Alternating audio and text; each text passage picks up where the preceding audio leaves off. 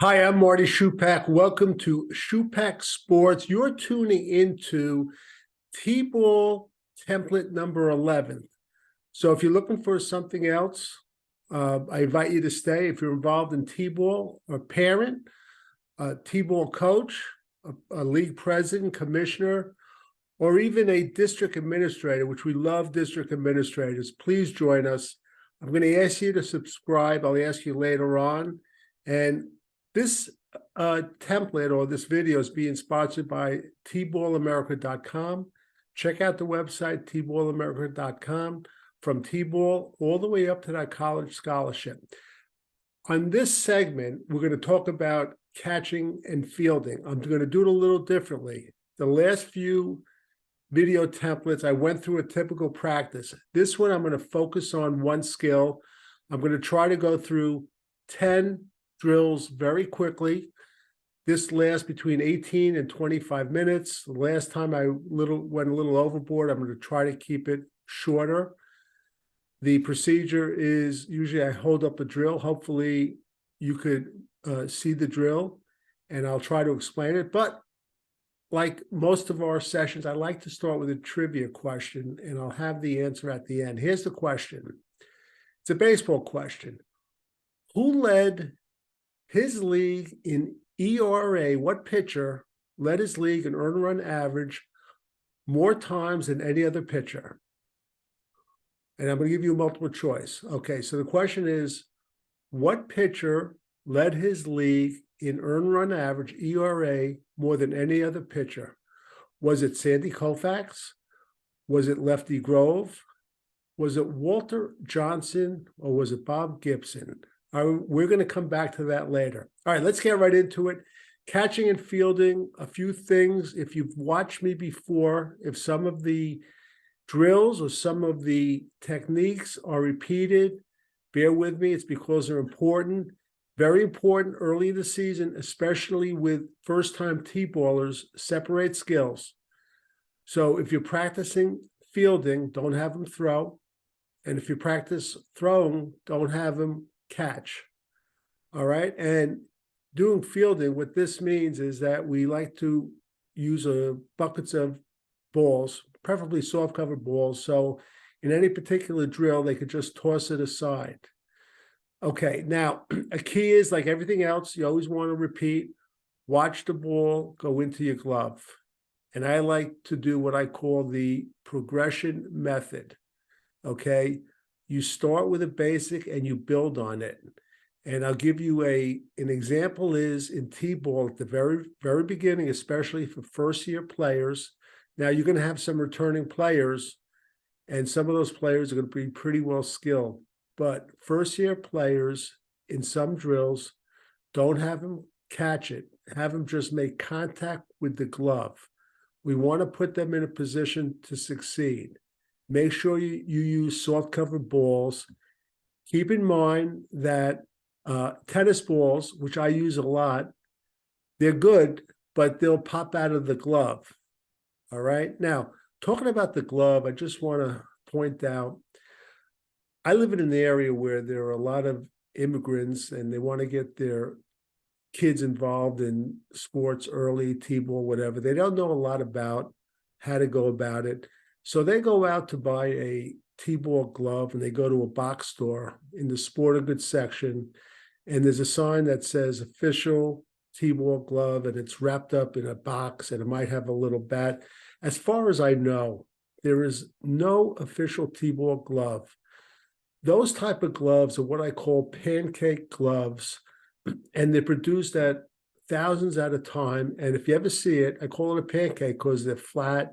It's almost impossible to catch a ball. So I'm urging leagues, help guide first-year T-ball players and their parents about what type of glove to buy. Now, you might want to advise them too, you have to have a parents' meeting. I urge you all. I know could be a little bit of a pain in the neck, but if you meet with the parents for 10, 15, or 20 minutes before you even take the field, it'll work wonders. And as you work older in baseball and football with the older levels, you'll cut out complaints like anywhere from 20 to 40 or 50%. You'll never cut them all out, but this will help. All right, let's go through this. Some of this is very, very basic. Some aren't even baseball or softball drills, but I'm going to point them out. You could do some of these at home. Let's see if I hold it up there. This is just a reaction drill. It's called the plastic bag reaction drill. And what we're doing is we're holding a plastic bag like we used to get in the grocery stores. Now they're becoming a thing of the past. You could do a tissue. You hold it high and drop it, and your son, daughter, or your player has to catch it. Again, this is just a reaction drill. You could do it at home. You could do it on the field. You have a few variations for this simple drill too. After your son or daughter masters it, you could have them clap as you drop it, then try to catch it. You could also have them close their eyes and have them open them when you say open. All right. It's a fun little drill. It takes about a minute or 2 minutes. That's what we call the plastic bag reaction drill. And I'm going to point it out in this drill, non-threatening items. This drill is the knockdown fielding drill. And what we're doing is, this is an eye-hand contact. And really, when you talk about eye-hand coordination, what it is the child's visual system and ability to see through their eyes and put it into practical use with an item. All right. And just a perfect example is, it varies at what age they do certain things. A child reaching for an object, a baby, could be done anywhere from 6 to 8 months old. Now you ask, why is this important, Marty? At the parents' meeting, and you have to keep this in mind, kids in T-ball, and actually kids all the way up to like 17 and 18, they progress at different stages. So a player who's 5 years old, there's a chance he could be more progressed in certain skills than a player at 6 years old. Point it out to the parents because they get very upset if their child isn't doing equal or better than their next door neighbor. What we're doing on this is we're taking different objects, all right, and we're trying to have the players barehanded, though this particular one shows the player with the glove, but you want to throw objects and the player or your son and daughter will knock them down with the gloved hand. And what you want to do is you use different objects like hacky sacks, bean bags, plastic golf balls. And as I mentioned, you want to use non-threatening items. Keep in mind, in T-ball and a lot of sports or different activities, two of the biggest reasons why kids leave a sport or an activity is embarrassment amongst their peers or because they got hurt doing that activity.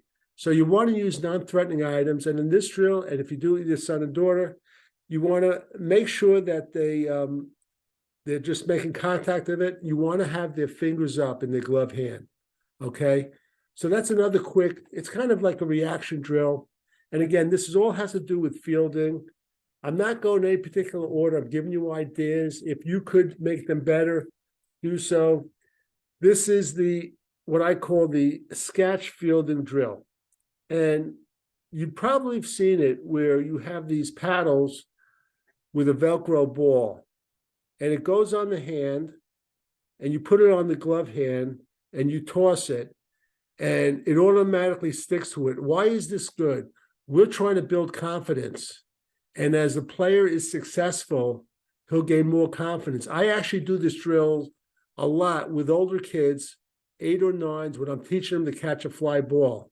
The worst thing you could do, teaching a player to catch a fly ball at a young age, is to do it with a hard ball where they have a chance to get hurt. Do it where it's safe.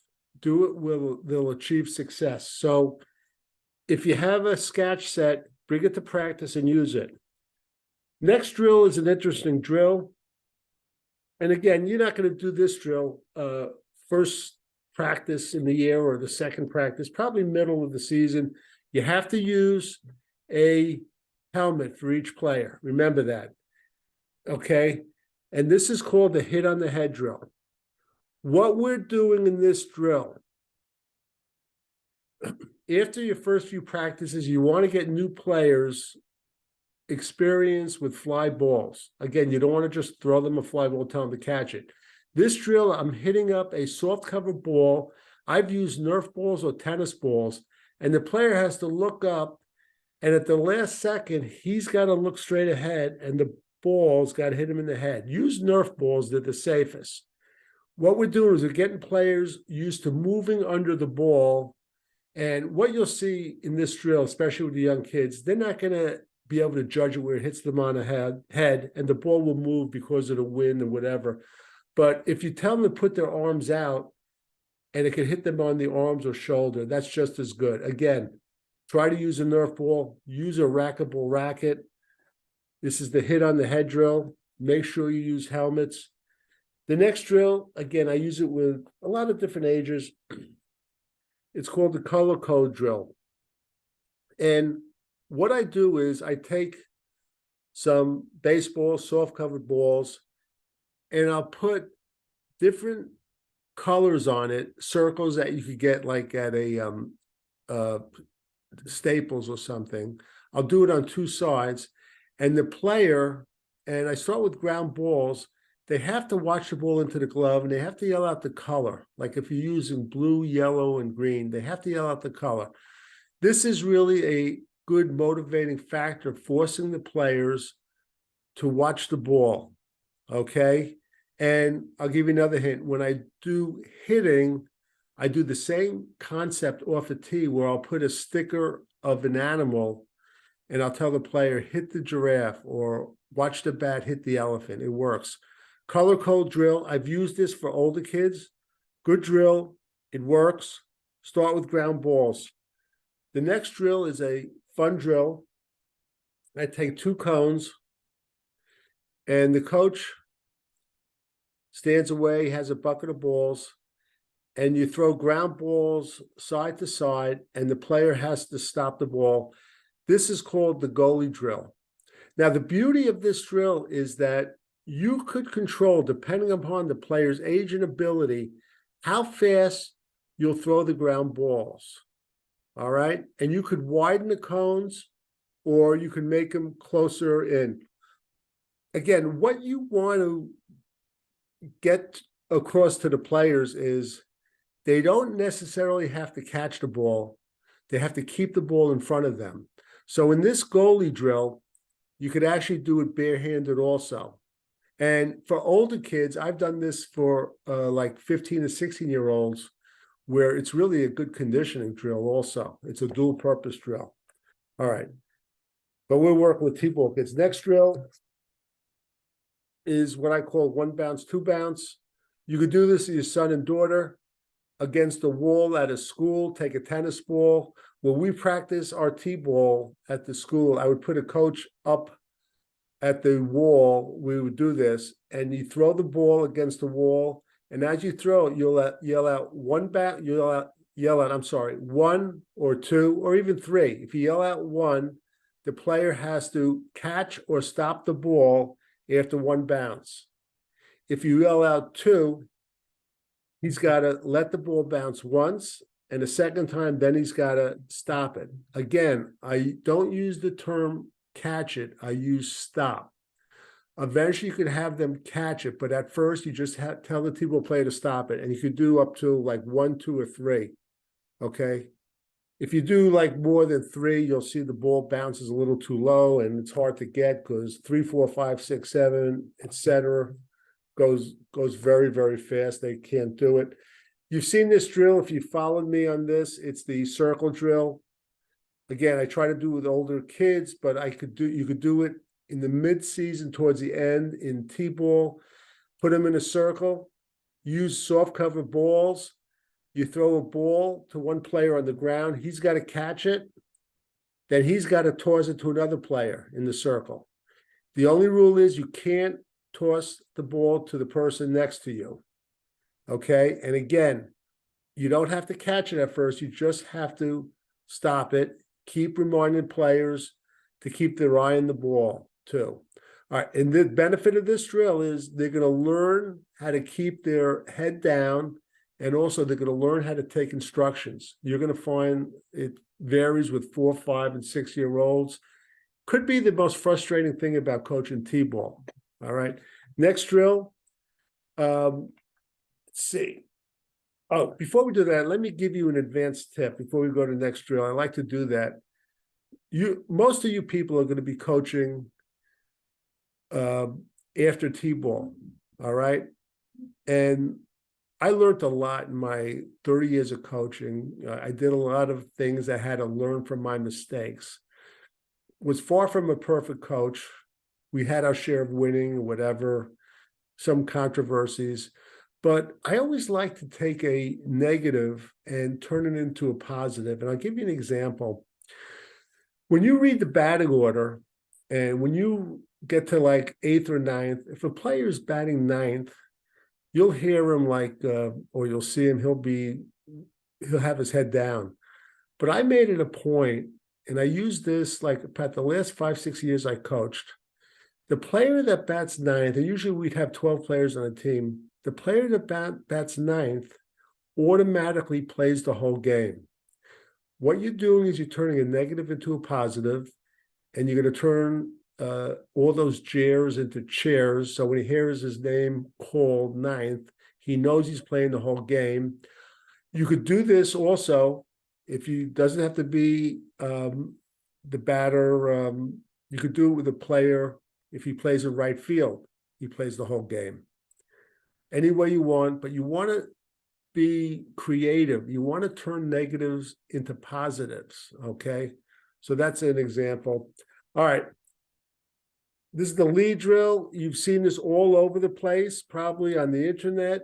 You can do it with T-ball, all right? Single file, you toss the ball. Again, they don't have to catch it. Just touch the ball with the glove. Make sure you run the players into the sun. The reason being is they'll be turning back, and you don't want them running away from the sun, turning into the sun, okay? And you're getting them experience to running and trying to catch the ball or make contact with the ball. We want players to move their feet. That's the lead drill. Coach with a bucket of balls. The player runs out, try to lead it with the ball, and he touches it. If you have enough assistant coaches, and you should, you could do 2 lines. So one coach works from down here, and they run up there, and they get the end of this line. And these players, they'll get the end of this line. Again, you have to spread them out and do it. Make sure safety is the #1 priority. Next drill, and this is going to be, I think, the last drill we're going to do here. It's the 3-man relay drill. You might have seen this. Some people think that T-ball, they're too young. I disagree. Again, you can't do it the first week of the season. The middle of the season, though, set up 3 players. The ball goes from the first player to the next player to the next player. Now, in T-ball, I do ground balls. And when the players are older, I teach them they have to turn to the glove side, which is the right technique. Don't try to do this the first few times. If you want to do this, do it early in the season, middle of the season, at the end of the season. Leave the concept of turning to the glove side to the last session you have. They won't remember all these things. Trust me on that. Okay, so that's the 3-man relay drill. T-ball, you want them to throw grounders. Okay, the ball goes to the start. He could run, pick up the ball, throw a ground ball. He catches it, turns around, throws a ground ball, throws a ground ball back and back to him. First line to get it back to the front guy gets a point. After that, you just rotate. Why do we rotate? Because the middle guy gets all the action. Excuse me. Okay, so that's it. So those are fielding and catching drills, some of them. And probably in our next session, I'll go through another practice. But I'm going to get back to the trivia question. As far as products, if you're going to be coaching a long time, you might want to check this out. Baseball Coaching, a guide for the youth coach and parent. It's probably my most popular. Don't go out and buy it if you don't have the money. ask your library to get it. They'll get it for you if you insist. It's a good book. You'll refer to this, I'm telling you, for years. Okay. It has over 300 pictures in it, covers the whole gamut of coaching, baseball and softball. And it has 60 sample practices too. And what's good is on the ebook, the sample practices, when it's listed, if you click on the practice, it goes right to the explanation. And let's see, the other one, I guess this has become the T-ball, the #1 seller, T-ball skills and drills. Has a lot of drills, over 30, with some very, very good explanations and some very good pictures too. So those are 2 items. At this point, I just want you to do me a favor too. I'm going to stop and I'm going to count to 3. I'm going to ask you to hit the like button down below. I want to keep this free concept of sharing my knowledge with T-ball and baseball and softball. So I'm going to count to 3. Please click the like button. And if you want to send me a comment, I appreciate that too. If you're listening to this on one of the podcast stations, Spotify or Apple Podcasts, whatever, I urge you to go to Schupak Sports. The visual, you're not going to get a lot out of just listening. I know a lot of people listen to my stuff commuting into the city when they're jogging, but you're better off on this stuff to really watch the visual. So go to schupaksports.com. Again, I'm going to count to 3. Please, if you're watching this, hit the like button. Okay, I want to keep this format alive, this free format. Here we go. 1, 2, 3. Hit that like button. Okay, let's close this out. Let me get back to the trivia question. And I guess we kept this under a half hour, which is good. The question was, who led his league in ERA more times than any other pitcher? Okay, earned run average. The choices were Sandy Koufax, Lefty Grove, Walter Johnson, and Bob Gibson. All right. For those of you that said Lefty Grove, he is the winner. He led the American League in ERA 9 times, which I find incredible. 9 times he led the league in ERA, and he did it 4 times in a row also. Lefty Grove had a lifetime one loss of 300, I believe 141. He's in the Hall of Fame. So that's the answer to the trivia question. Please subscribe and please let your league know and please share this. So for Marty Schupak and Schupak Sports, check out our sponsor, tballamerica.com. I'll meet you at third base.